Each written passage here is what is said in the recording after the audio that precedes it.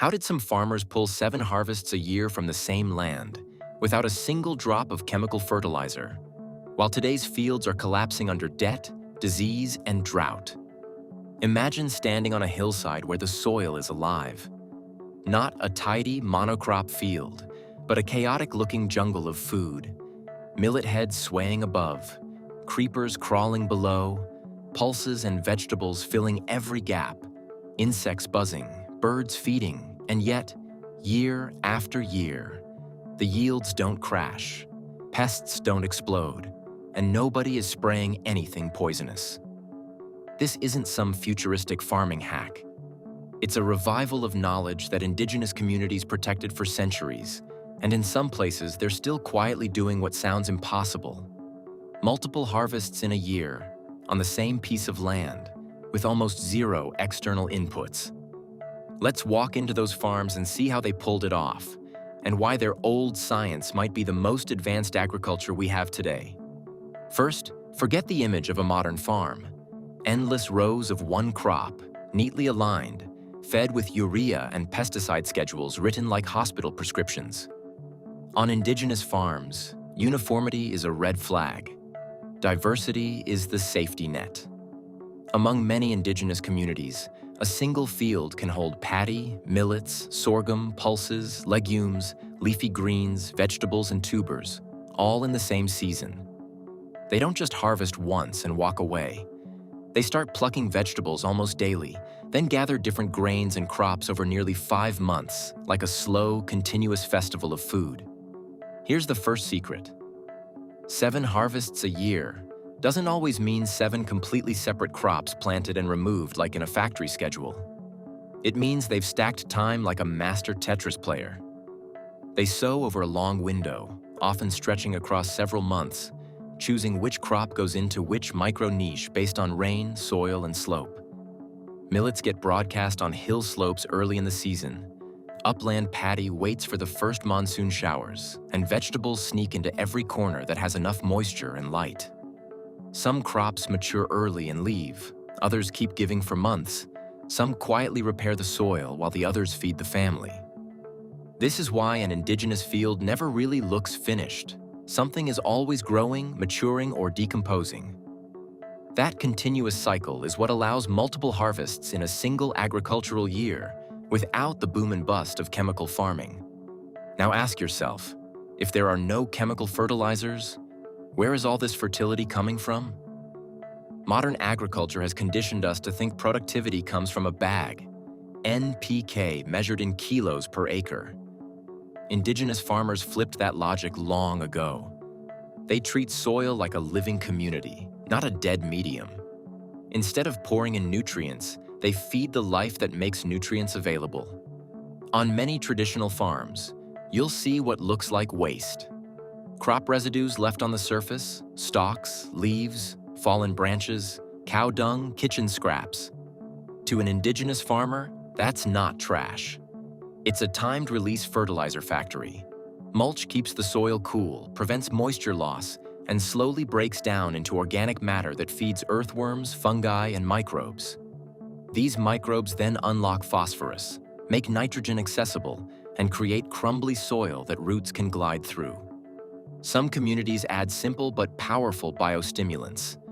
Cow urine mixtures, fermented plant extracts, cow dung-based preparations that supercharge microbial life without burning roots or poisoning water.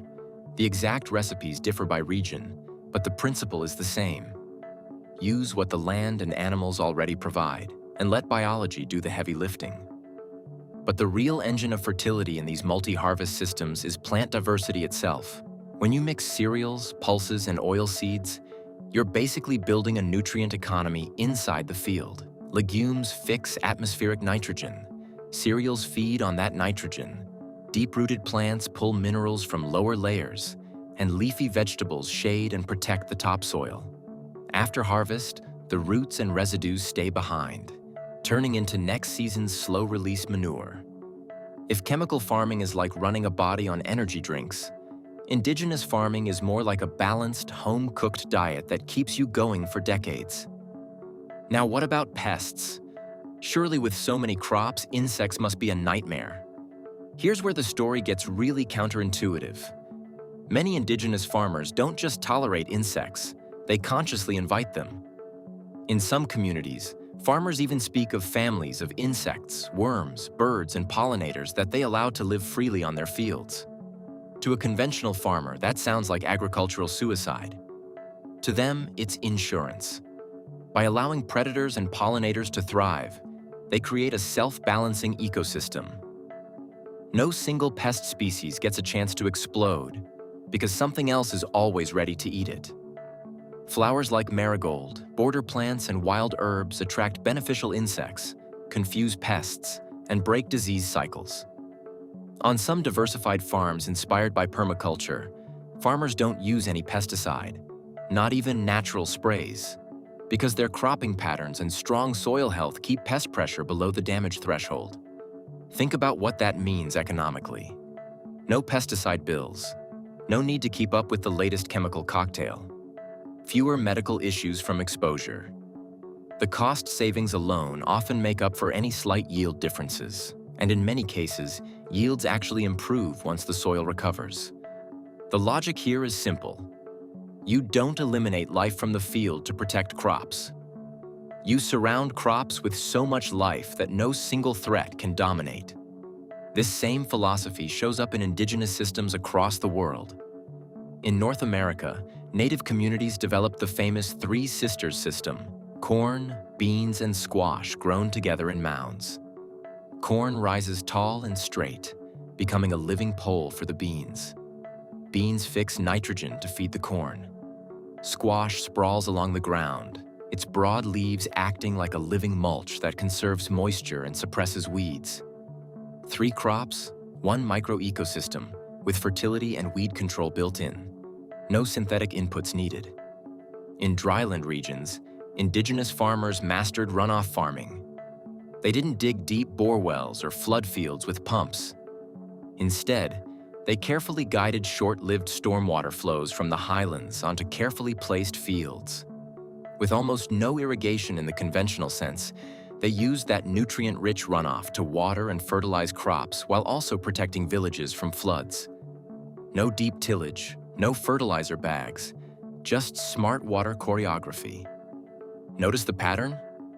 Whether it's mixed hill agriculture, food forests, milpa systems in the Americas, or runoff-fed terraces, the core principles repeat. Multiple crops, not monoculture.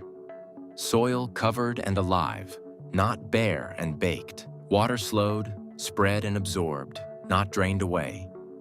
Insects and animals as partners, not enemies. Knowledge and seed systems held in communities, not locked in corporate labs. Now let's zoom in on that idea of food forest, because it's the closest thing to cheating nature without paying a price. On some semi-arid lands, farmers have taken dry, degraded plots and, over a couple of decades, turned them into lush, layered farms that feel more like forests than fields.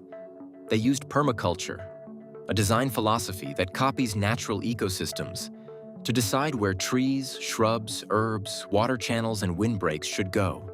They mapped wind directions, fire risks, and natural contours, then designed the farm so that wind is slowed, water is stored, and life is sheltered instead of exposed. Walking through such a farm, you don't see neat lines, you see vertical stacking. Tall trees give shade and fruit. Nitrogen-fixing trees enrich the soil. Mid-story shrubs and bananas fill the gaps.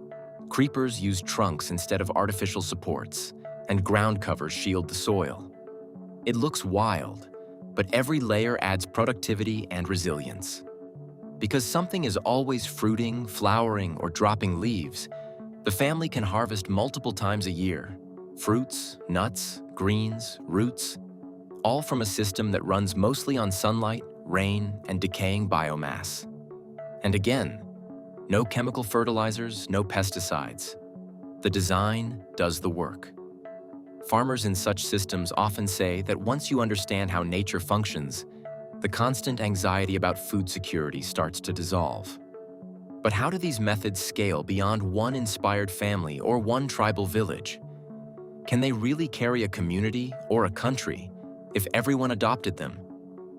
To answer that, look at what happened when industrial crops muscled into indigenous landscapes. In many regions, farmers were pushed, persuaded, or subsidized into abandoning mixed subsistence crops in favor of monoculture maize, cotton, or other cash crops. The promise was simple: higher yields, higher income. The reality, in many cases, was brutal. Seed dependency, because hybrid seeds couldn't be saved reliably. Vulnerability to price crashes, because they weren't growing food they could eat. Soil fatigue and rising fertilizer requirements year after year. Loss of dietary diversity and nutrition, replaced by cheap rations from outside. Some families reached a point where they could no longer feed their children a decent meal from their own land. That's where indigenous knowledge holders and agroecology workers started to intervene. Not by teaching something new, but by helping people remember what their grandparents already knew. Women in particular became the backbone of this revival. Many who were once landless laborers began saving, multiplying, and exchanging traditional seeds, turning that into both food security and a modest livelihood. Some went from struggling to feed their children even one proper meal a day, to running diverse farms that produced grains, vegetables, and seeds, reducing their dependence on external rations and giving their children a more stable future. In numerous communities, women's intimate knowledge of which crop fits which slope, which seed survives an unpredictable monsoon, and which mixture keeps pests under control became a living library of agroecology. They didn't call it regenerative agriculture or climate-smart farming. They just called it life. Scientists are now catching up to what these communities quietly practiced. Research on indigenous farming methods across regions shows that their systems often outperform conventional farming in resilience. They withstand droughts better, recover faster from shocks, and maintain productivity without depleting soil organic matter. Instead of fighting climate change, they absorb its blows and keep standing. Here's the paradox. The same world that dismissed indigenous methods as primitive is now repackaging parts of them as cutting-edge solutions. Regenerative agriculture, agroforestry, polyculture, no-till, cover cropping. We're giving new names to practices that elders on the land refined over centuries. So, what does 7 harvests a year without chemicals really demand from a farmer? It's not magic. It's a mindset shift plus a set of design choices. Design your farm like a forest, not a factory. Multiple layers, multiple roles, multiple harvest times. Protect and feed the soil life. Never leave it bare. Never treat it like dead dirt. Choose crop combinations that support each other nutritionally and physically. Make water your ally by slowing, spreading, and sinking it into the land. Welcome insects, birds, and microorganisms as workers in your system, not enemies to be wiped out. Guard seed diversity like your savings account, because it is. When you stack these principles, something wild happens. The land begins to self-organize. You still work hard, but you're no longer fighting battles that chemicals barely help you win. Instead, you're curating an ecosystem that gives you multiple staggered harvests. Grain here, vegetables there, tubers later, fruits and fodder in between. Over the course of the year. The deeper question is not, can this work? We're already watching it work in indigenous fields around the world. The real question is, will we, as a society, respect the people who kept this knowledge alive long enough for us to rediscover it? Because behind every technique, every intercropped field, every runoff-fed terrace, every forest-like farm, stands a community that chose patience over profit, observation over extraction, and relationship over control. They proved that you can pull several harvests a year from the same soil without bleeding it dry or drowning it in chemicals. So next time someone says high yields and chemical-free farming don't mix, remember the hill fields full of millets and pulses, the food forests where bananas grow under taller trees, the Three Sisters mounds, and the terraces where stormwater became life instead of disaster. These are not museum pieces. They are blueprints. And here's the uncomfortable twist in the story. The very communities who hold these blueprints are often the ones pushed to the margins, labeled backward, or displaced by megaprojects and mining. If their lands vanish, so does a living textbook of how to farm in a hotter, more unpredictable world. So maybe the real innovation is not a new input or a new machine, but a new humility. The humility to sit at the edge of a so-called primitive field and admit, this is working better than many of our smartest labs in some of the toughest conditions on Earth. If we listened, if we learned, and if we respected land as a living partner instead of a production unit, 7 harvests a year without chemicals wouldn't sound like a miracle. It would sound like common sense.